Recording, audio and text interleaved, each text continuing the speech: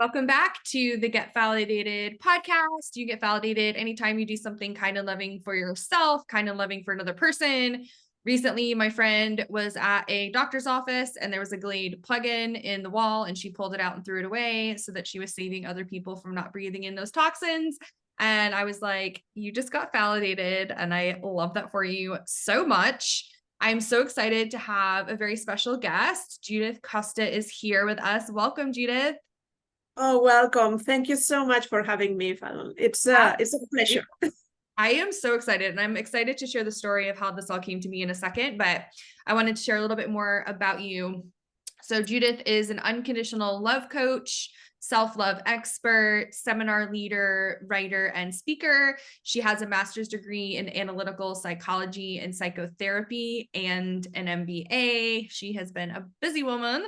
She is a certified consultant and teacher of the Akashic Records, which I definitely wanted to talk about, a Reiki Master, a Past Life Regression Therapist. I mean, like all of the things that make my heart just so happy. And she's also a certified happiness trainer. So I wanted to learn a little bit more about that because that sounded super fun. She has some incredible programs, including Fall in Love with Yourself, Fall in Love with Your Body, How to Manifest Your Desires, How to Find Your Soulmate. And she's the founder of Love, Love, and Love, an organization that aims to create a more loving world. I am just so excited for her to be here, and her contact information is in the show notes. But I just wanted to dive in and welcome you. And then, yeah, it's just so cool. I don't know how you ended up getting in my world, but I got an email from Judith, like a reply email from my normal email marketing things that I do. And we just like hit it off, and just, I heard very loud and clear, like Spirit's like, yeah, we need to talk. And so we scheduled a podcast, and then I was like, do you want to do this other container I'm doing too? And she was like, yeah. And I was like, amazing. We get to spend all of this magical time together. So thank you so much for carving out time for me. Yeah. No, I find out about you because I was following someone that was in one of your summits, and I love the energy. Oh, yay. And the day that you were sending that message, we have a lot in common. Yeah. And I felt that our messages were totally aligned. And I say, yeah, let me answer that. I didn't send you the message from my business account. I just send you the information from my personal. It was a little bit, and then you were so sweet, and inviting me to do this and the other event, and yeah, I'm so happy that we can have this time together to share with everyone what we have experienced and learned throughout our lives. Absolutely. And I think just us meeting and being able to be in this space together just shows that, like, you never know who you're influencing. You never know what magical connection you can make every day just by doing the quote unquote normal things that you think you're always doing. But I'm just so excited. And so I wanted to go back to one thing for sure, so I don't forget to ask you, where and how do you become a happiness trainer? Because like, I want to do that. I find out about this. There are a lot of companies now becoming chief officers, having chief officers that happiness instead of human resources. Then I was at that moment creating a program for companies for well-being, and I thought that's much more interesting. And there was a professor that is called Tal Ben Sahar that had a class on happiness that was the most popular one ever. And he comes from the positive psychology field and all of this, and he created a program to certify people as happiness trainers. Now they have a master on that. Then you can do something deeper if you want. But it was very interesting because I remember that when I was 18, I bought this book about how to become happy. It has been an idea that it always interests me, like how self-love also and happiness are really interconnected, because both are really decisions that we make. We have been culturally educated to think that we are happy when we achieve certain things. We procrastinate happiness, but it's not true. Happiness is really say, there is nothing right now, right here, that can make me happier than I am right now. It's my choice to say, I focus on the positive. I focus on what I have, not what I have lost or what I don't have. Mm-hmm. I focus on the gratitude because I'm alive, because I'm here with you sharing this time. And this makes me happy. And we usually tend to think like, unless I get the car, the money, the career, the partner, whatever it is, I'm not going to be happy. But that's our mindset, and we can change it. Wow. So perfectly said. I love that so much. So when and how did you get into like Reiki and past life regression and Akashic Records, like the funnest stuff on the planet? Oh yeah, I love to study, first of all. And all of this was a hobby. When I was in Spain, I became certified as an astrologer. Then I did a master in psychology and in psychology just because I wanted to understand more about my dreams. And that's a story about how I entered in the world of soulmates and all of this.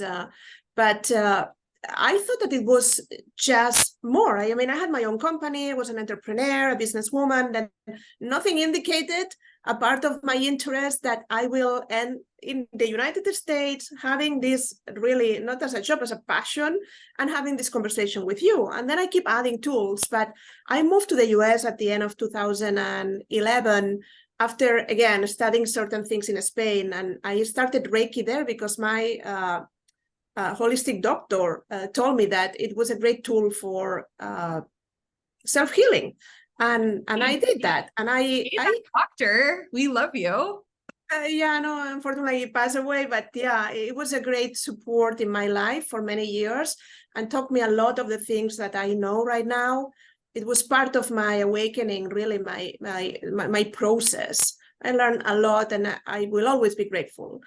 But I don't really offer it with clients. I do it with my cat, and he doesn't go to the veterinarian. I do Reiki on him, and I do Reiki on me, and I think that it's a great tool that I hope that everyone can learn.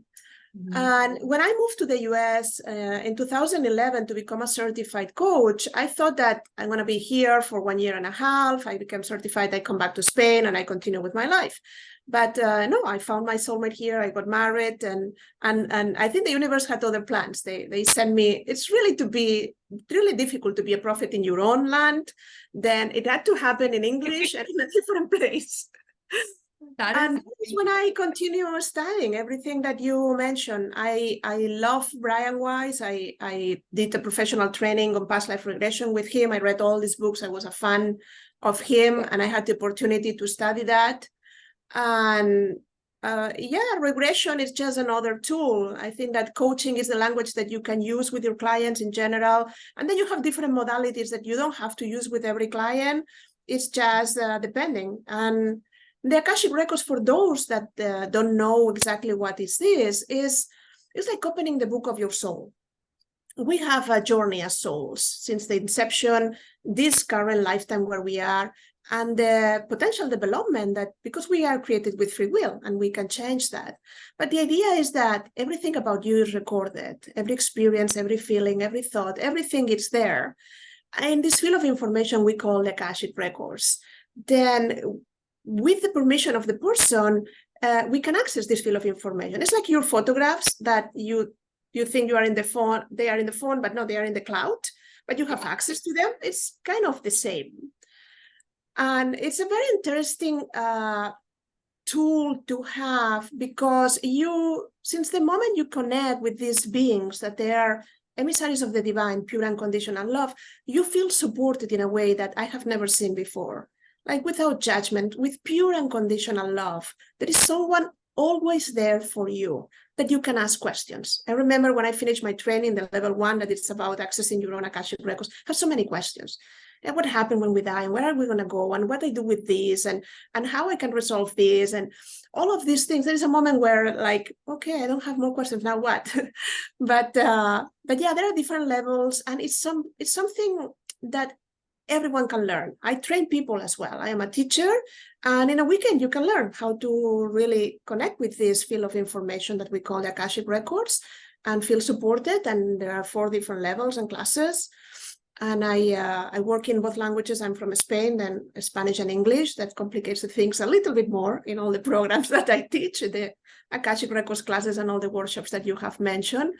But yeah, I think that those of us that want to grow and transform our lives are always constantly looking for new things that can help us and that can help us help others.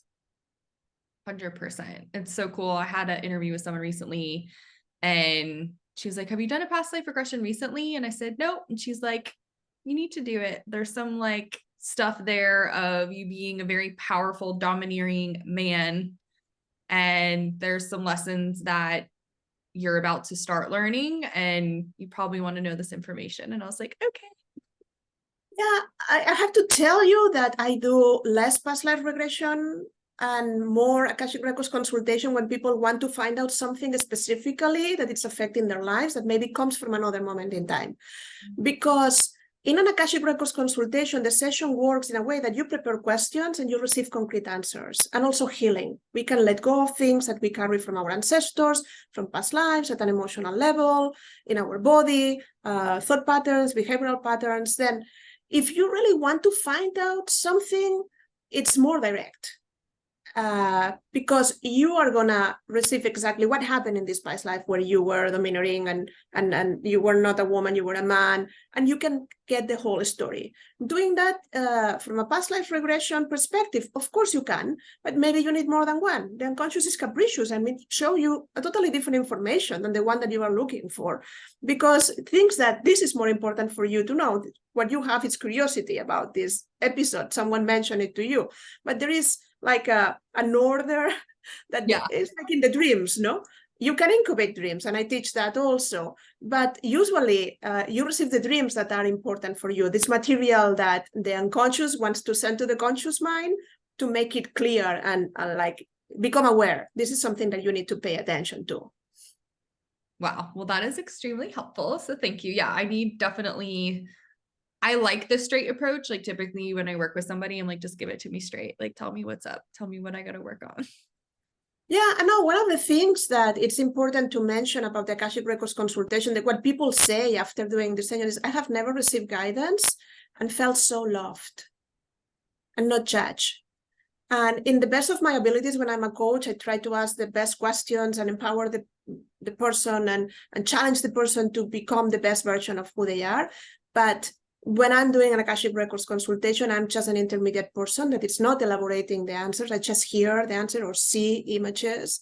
And everything that the person receives is exactly what they can process right now at the level where they are. They are meeting you exactly where they are. It's a super safe session because they are not going to give you anything that you cannot manage. And everything you will receive it with lots of love.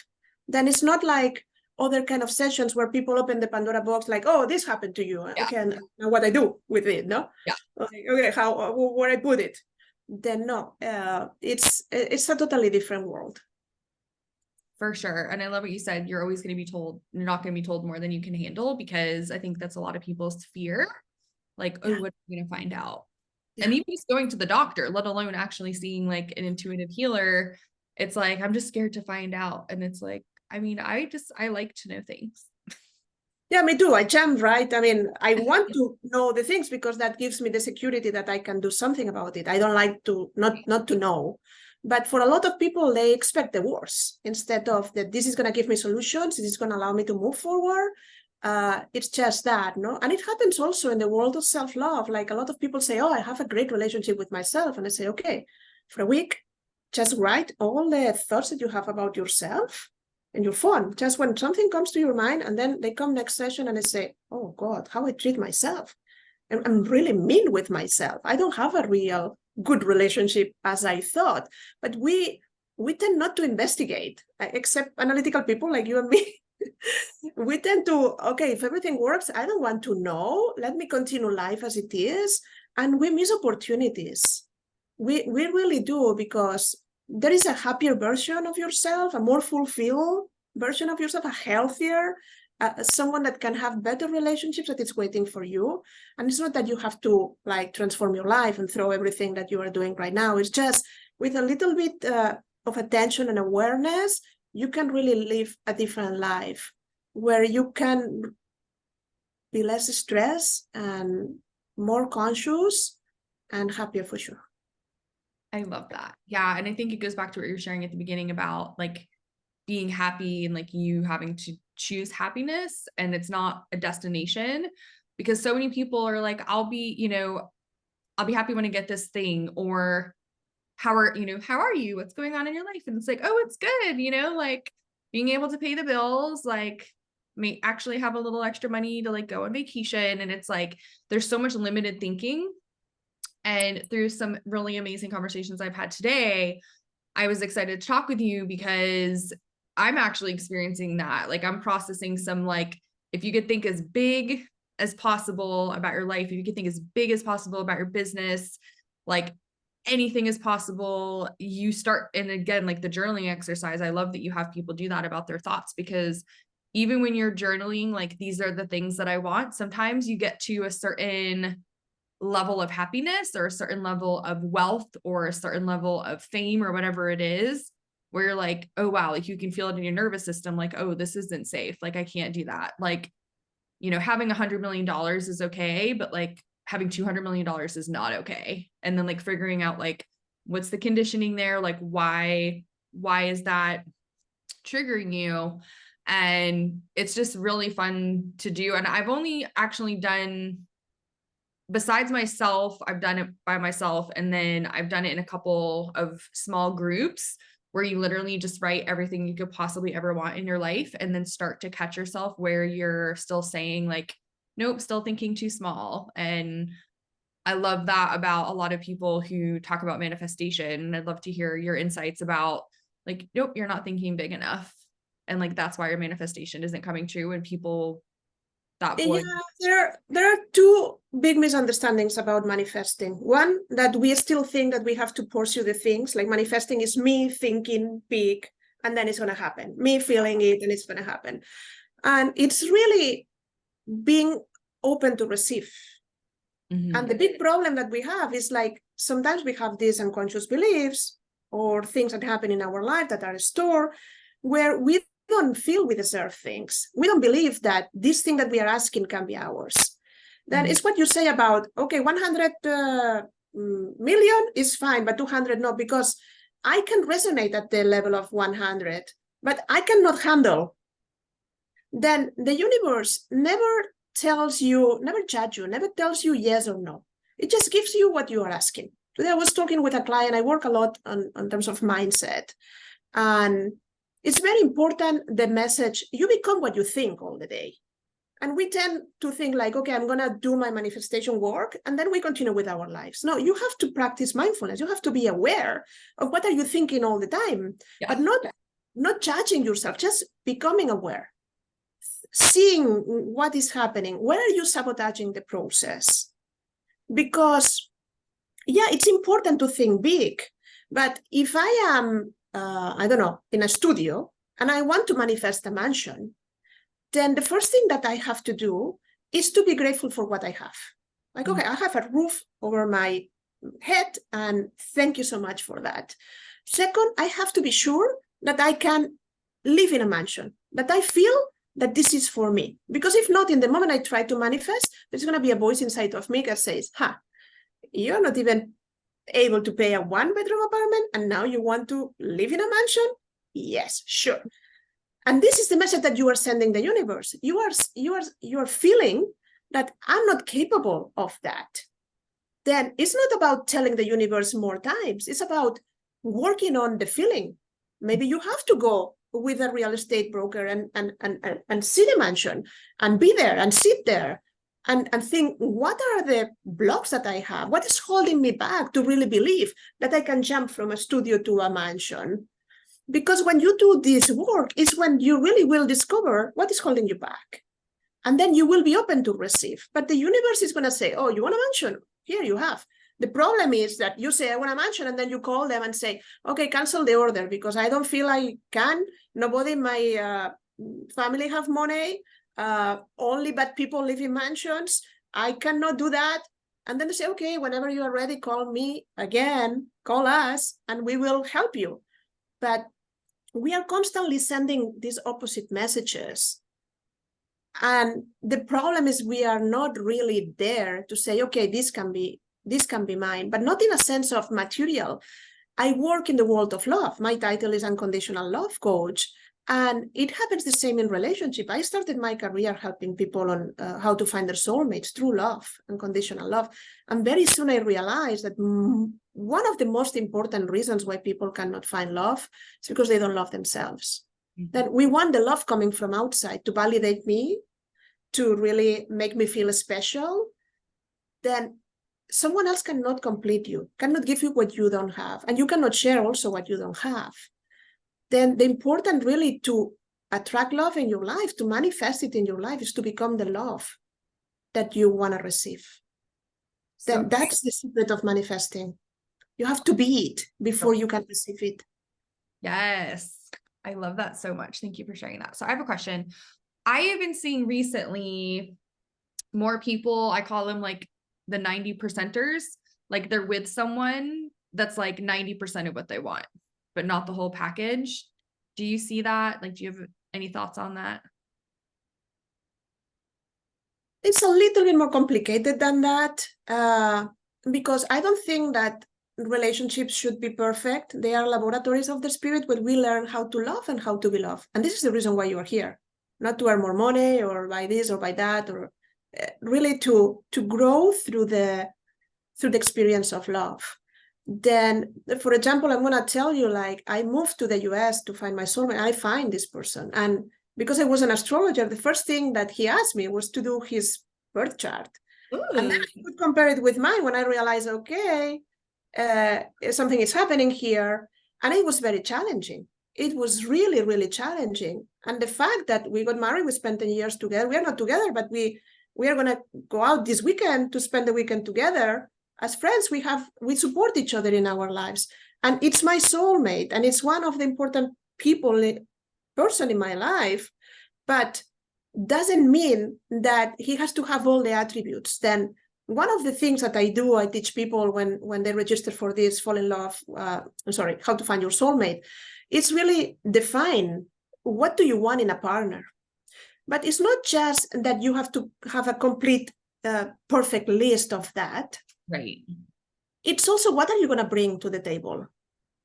How are you going to feel when you are with this person? What are you going to build together? Because what it looks like, the worst relationship ever.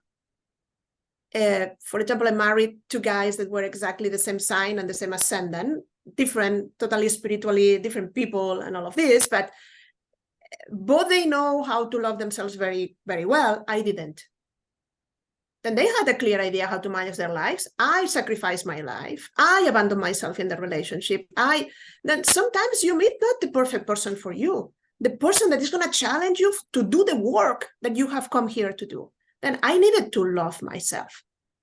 My life was not working without that. That's the reason why I teach what I teach. I had to learn, and now I can facilitate for others all of this, plus my credentials, but it doesn't matter. I teach from personal experience, and I empower people to go, as we were saying, inside and figure out what happened and what are you doing right now that is not allowing you to create the life that you want. Then answering your question, sometimes we don't need this 100% perfect partner. We need the partner that is going to allow us to grow, to become ourselves, to really challenge ourselves. And sometimes it's what soulmates do also.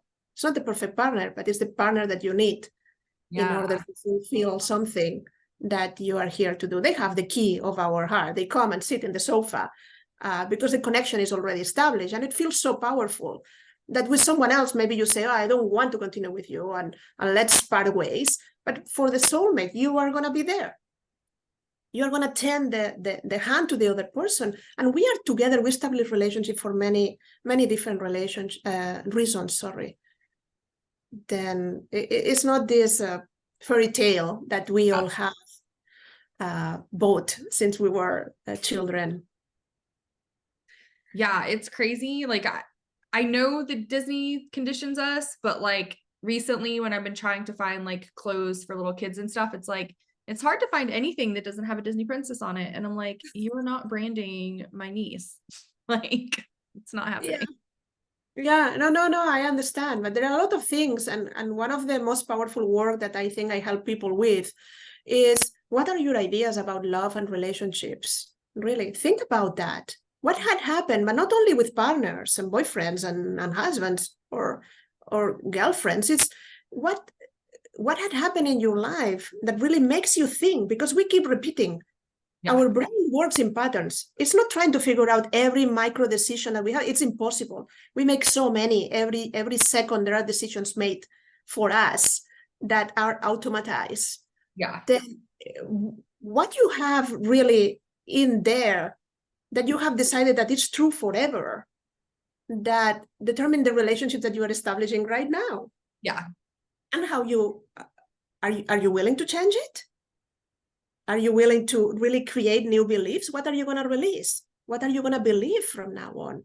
Because a lot of people cannot find the right partner for them because they don't believe it exists. Right. Because it's not in my experience. Everyone has really treated me like this, and this is the kind of experience that I can get. No, there might be someone there that it's going to treat you like an equal, that it's going to support you, that it's going to be there for you. Are you okay with the smoke? Yeah, my candle's like on its last little leg and it's starting to smell bad. So I was putting them out. But I love how you've said that, because I mean, thankfully more people are talking about self-love and like actually starting to realize that like you really have to do your love yourself to have somebody come into your life.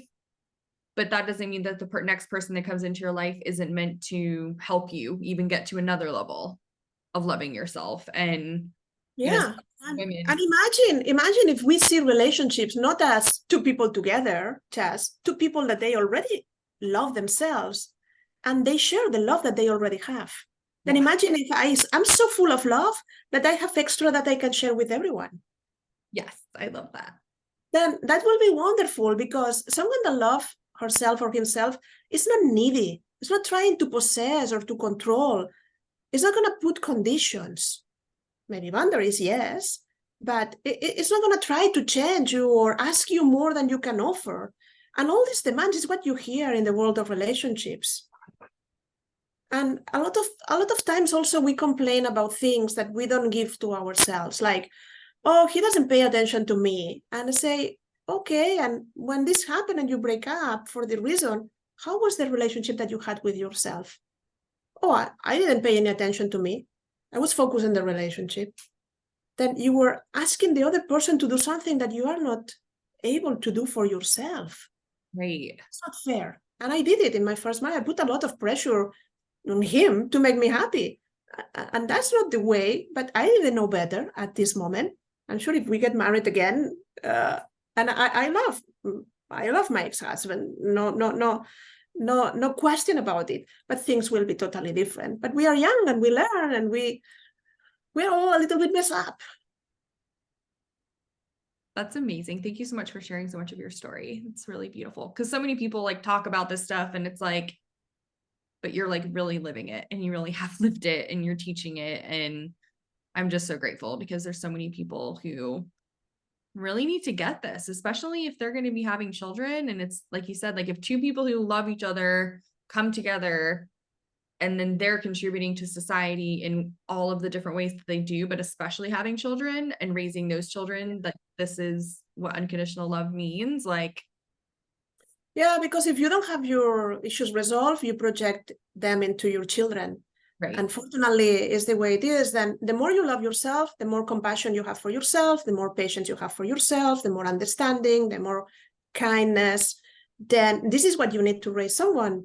Because if when this kid is failing, you go there and say, oh, this is the way we treat ourselves. No, you are not good enough, and how stupid you are, and you didn't do this the way you. Then we want to go there, and because I love you so much and you are so important for me, kid, then I'm going to tell you exactly what you need to hear. No, don't worry about that. How can I support you, and how I can be there for you, and next time it will be better. It doesn't show up like this if you don't have it inside of yourself. You have to practice with yourself. And loving yourself. I mean, it seems very silly, but it's just become your best friend, to treat yourself the way you treat others that you love. And we tend to think that we have to be hard on ourselves, because if I don't push myself, if it's not hard, I'm not going to improve. I'm not going to change. I'm not going to transform my life. And we do it in the hard way, like a critical parent that is going to be there criticizing and judging and all of this. Doesn't work. What you need is more love and compassion.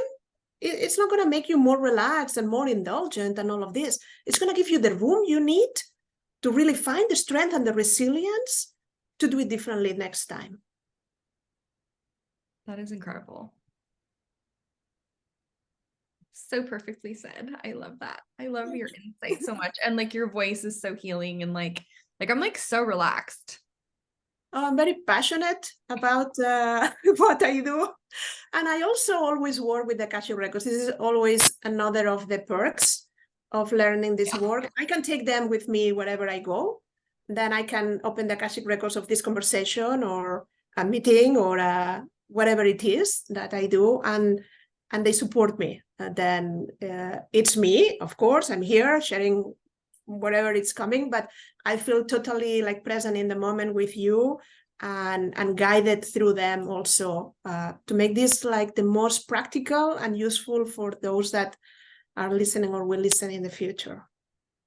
Well, it sounds like one of your great little homework assignments is just writing down your thoughts. For how long do you typically have people do that? Oh, in a week, you will figure it out if you are treating yourself in a mean way or you are becoming your best friend. What do you usually tell yourself? And again, it's practicing mindfulness. It's just being aware of how do I see myself? Mm-hmm. When I make a mistake, what happens within me? I'm judgmental, I'm critical, or I'm able to forgive myself. Self-forgiveness is also one of the biggest tools of loving yourself, because we all make mistakes. We all do things that maybe are not perfect in life, but we have this super power that I'm liberating myself of the guilt, the shame, the blame, and all of this, because I take whatever I can learn from the experience and I move forward. Forgiveness, we think that it's about when we have a problem with someone else, it's about clearing the air and apologizing, and we need the other person, or we are waiting for an apology for something that happened a long time ago, and it's not. Forgiveness is the way you set yourself free to continue with your life. We have to live in the present. Life is happening right here, right now, not in the past, not in the future that doesn't exist yet.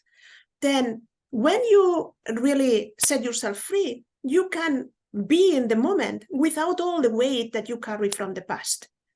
And usually we go through life with a big suitcase with all the luggage that we have accumulated during all this time.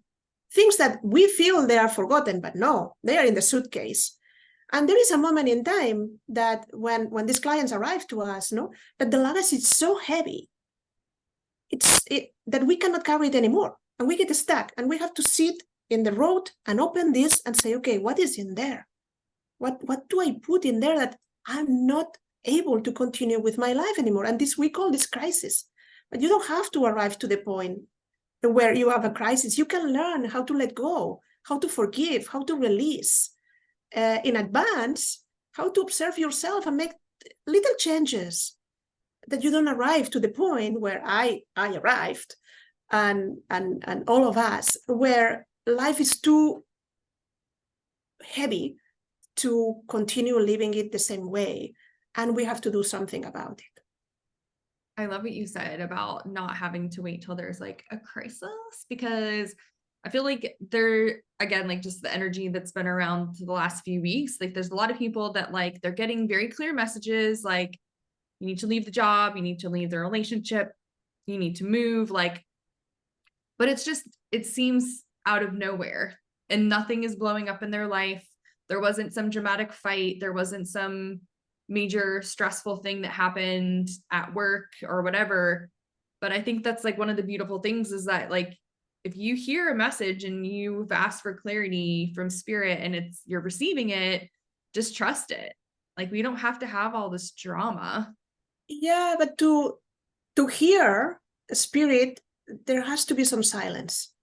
And we don't have this space. Some people meditate and we have these guided meditations for certain, like abundance or self-love or healing, whatever it is. But sitting and doing nothing, even allowing the thoughts just to pass, it's necessary in our lives, because your ego talks so loud, but the voice of your soul whispers.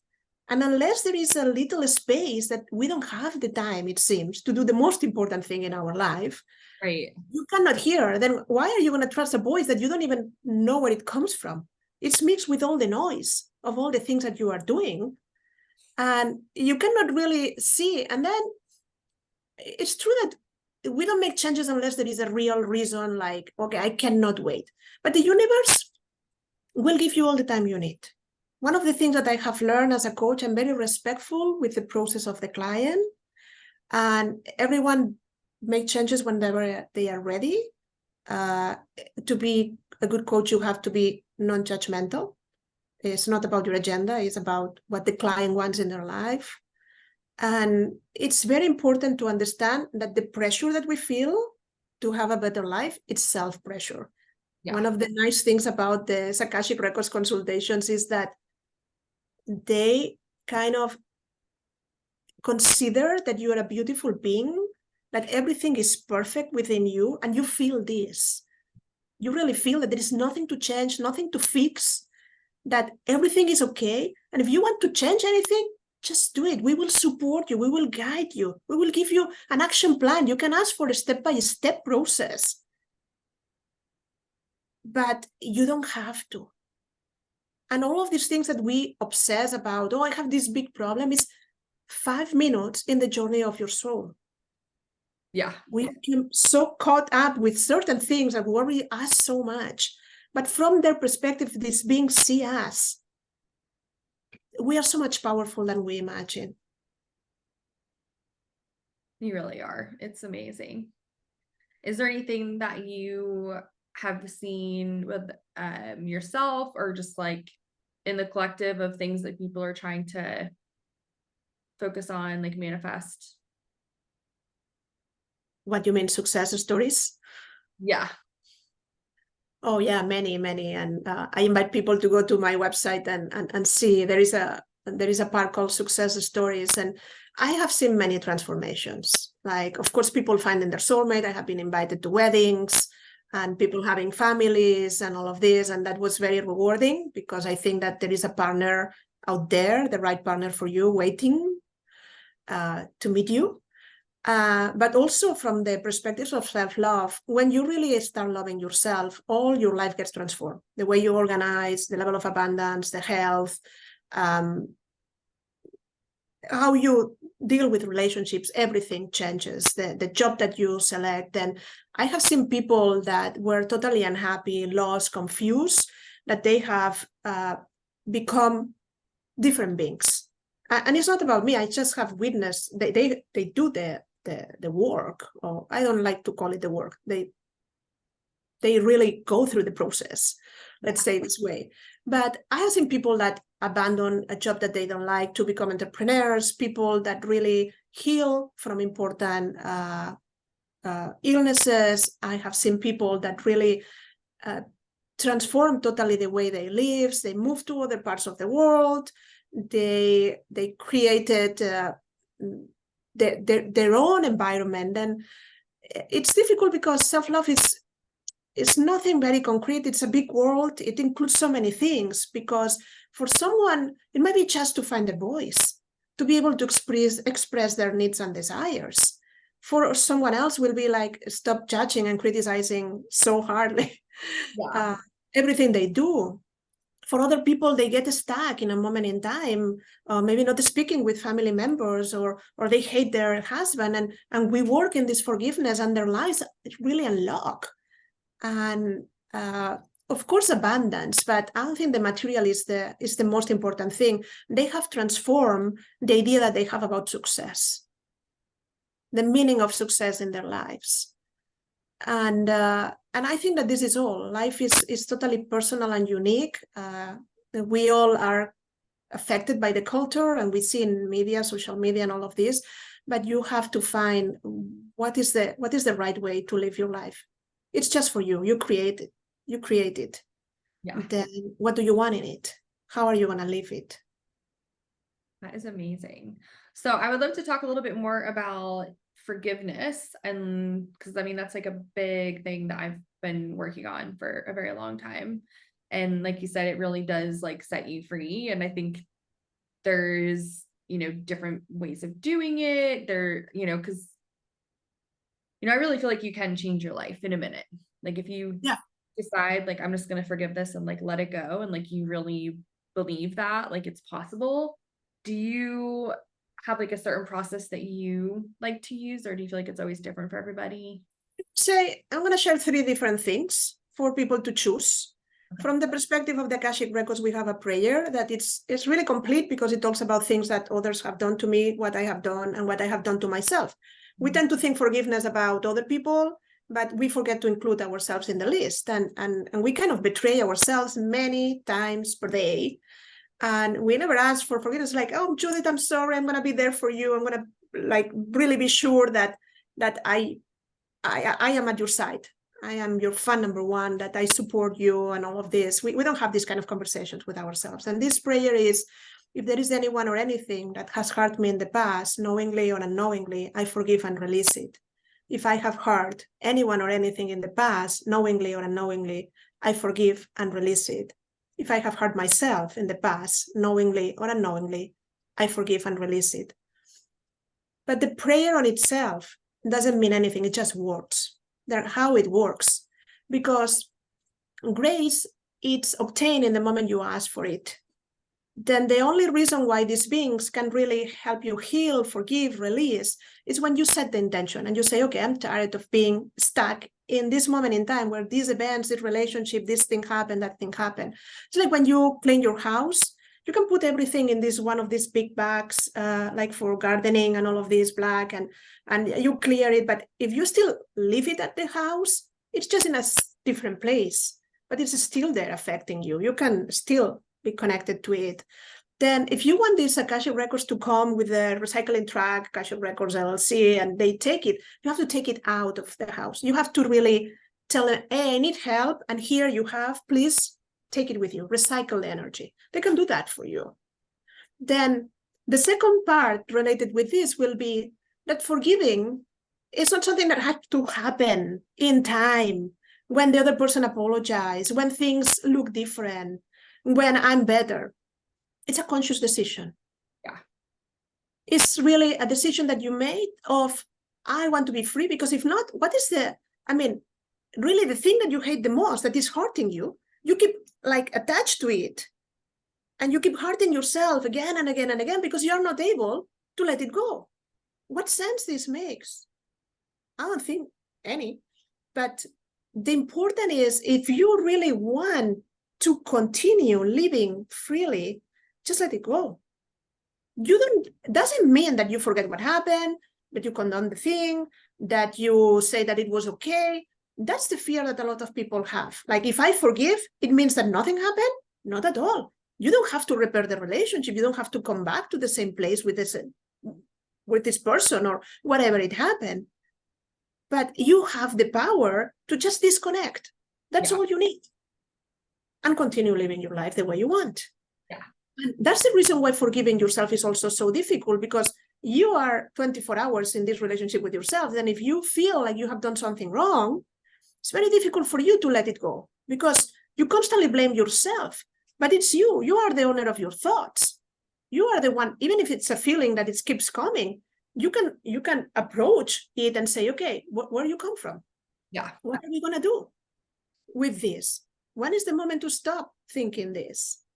And then there is, people can Google this, like the Ho'oponopono. It's a very powerful tool for forgiveness. There are 4 sentences that when you say, they have a powerful vibration. It's a Hawaiian technique. It has a lot behind. It's not just the 4 words. Again, there is an intention. And we are not clearing only what happened. We are clearing the part that we kind of contribute to the events. It's a little bit more complex. Another of my certifications in Ho'oponopono, I found it very interesting, and it really, really works. Whatever you want to do, it doesn't matter. It's not the technique. Just with your intention, you can let go of whatever it is. And forgiveness has this connotation, sometimes religious ideas and all of this. Just call it, let it go. We don't learn how to release. It's like if you go for 3 months without taking a shower, then there is going to be a lot of dust on top of you. Then the same happens energetically. If we don't release things, we keep accumulating. Right. And this affects our nervous system. This affects the way we see. It's like we have glasses, how all of these things affect ourselves. And a lot of people that tend to kind of like sponges, take things from the environment, from others. People project their own ideas on top of us. Then it's very important to be healthy in all senses, not only the detox and the physical cleaning, the energetic detox also on how things happen. I love that. I've been doing energy enhancement system for detox. Have you done that before? No, but I heard your episode about that. It's so fun. I feel like that's helped a lot with the letting go, because like I still for a while was just getting stuck in my head about stuff, and it's like, nope, I just need to like let this go. After you do the session, like you have to take a bath with all this stuff in it, and that's like one of my favorite ways to release stuff, just because like I'm so obsessed with water, and I love just watching the water go down the drain, and I'll be like, this is anything and everything that no longer serves me, and I'm just like letting it get recycled. Yeah, no, and it's true. I mean, even going into the sea or having a bath with salt, it helps you detox. But yeah, it's the intention and the idea that, for example, when we go to bed, we close the day and we release whatever had happened that day. You don't have to wait for the perfect moment to release. Just do it as a regular basis. Like just keep doing it during the day. And if not, be sure that at the end you put everything that happened in a box, send it into a spaceship, and say goodbye. Tomorrow we start anew. I love that. I'm going to start doing that. Yeah. I love that visual. That's so fun. Yeah. I love that. You've been so amazing. This has been so fun. Oh, it's fun for me too. We can talk forever. I'm so grateful. So I would love to know something that's happened recently where you might have felt validated. Oh, God. I realized I should probably start asking everybody this on my interviews, so I'm glad I remembered. Then I think that today, I was having a coaching session with a client, and when we finished, out of the blue, the person said, it was important, the session for her. I wasn't as satisfied as the client was. And she said, but you have a very nice way to kind of help me arrive wherever I have to. It was very based on taking action. Mm-hmm. And the problem of the client in this sense is like, yeah, I want to do things, but then I don't do it. And she was just saying certain things that they were coming totally unexpected in the way we don't see, no? Sometimes we don't look with this appreciative view to ourselves. We don't celebrate ourselves. And it was so nice because it was totally, fun and not only for the compliment that, I mean, I know the kind of professional I am, and I have spoke with people for many years and all of this, but the way she expressed it, I really felt validated. I love that so much. That is so beautiful. Thank you for sharing that. Thank you so much for doing the work that you do. It's really incredible. No, thank you. And I hope that I can even do it with more people. Then if there is any way I can help you or you, just please connect with me on the website. There is a contact form with the phone, the email, and everything. Really, I'm here to serve. I'm here to do this, and it doesn't matter if it's through a workshop, through a talk, or one-on-one with you. I love it. I will do it for free. Unfortunately, I have to pay the rent, but well, I'm so grateful. And I'm going to put Judith's contact info in the show notes so that you can get into her beautiful, beautiful world. But we are just so grateful for everyone being here. And of course, if you ever feel validated and want to share in a post on Instagram, just tag me, use the hashtag Get Validated, and use the hashtag Get Validated Podcast. I will Venmo you $5. We are here to serve. And again, thank you so much for tuning in with Judith Costa, and hoping that you are experiencing even more deep self-love just from our talk, but definitely get in her world and just soak up all of her divine wisdom. No, thank you so much. And lots of love to you and to everyone. Lots of love to you. And just thank you so much for being here, everybody. And we'll see you soon. Thank you.